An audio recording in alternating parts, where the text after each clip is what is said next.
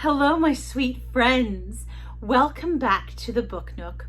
I'm Raggedy Auntie, and I am so excited to be joining my friends at the Unitarian Universalist Church of Roanoke this morning for a Zoom church meeting. Let me bring down my chalice. This is my rainbow chalice that I made in a religious education class. And that's why we're here today. You know, my friend Anna told me that she is going to be talking about a view from the bridge today. And my goodness, I don't know any stories about bridges. Well, I know some, but what Anna told me she's going to talk about is how bridges are transitions for us. And we cross a bridge when we're going someplace new. And you know what? That reminded me of one of my favorite books, Peter Pan. Now, this bit that I'm going to read to you is when Peter is in the children's room and they've just hidden because Nana was coming to check on them and they wanted Peter to be able to stay in the room with them.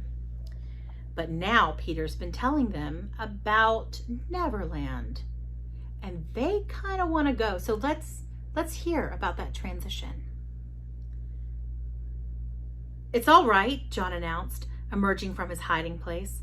"I say, Peter, can you really fly?" Instead of troubling to answer him, Peter flew around the room, taking the mantelpiece on the way. "Oh, how topping," said John and Michael. "Oh, how sweet," cried Wendy. "Yes, I'm sweet. Oh, I am sweet," said Peter, forgetting his manners again. It looked delightfully easy. And they tried it first from the floor and then from the beds, but they always went down instead of up.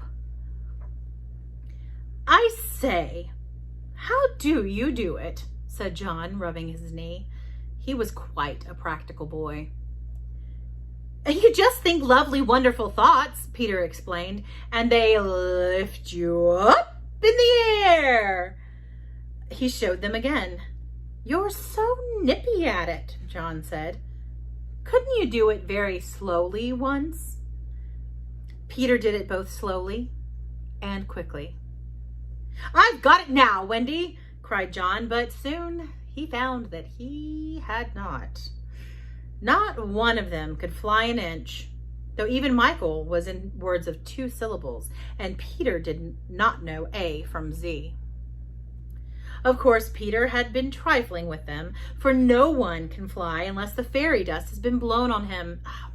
Fortunately, as we've mentioned, one of his hands was full of pixie dust. And he blew some on each of them with the most superb results. "Now just wriggle your shoulders this way," he said, "and let go." They were all on their beds, and gallant Michael let go first. He did quite mean to let go, but he did it, and immediately he was borne across the room. "I flew!" he screamed, while in midair, John let go and met Wendy near the bathroom. "Oh, lovely! Oh, ripping! Look at me! Look at me! Look at me!"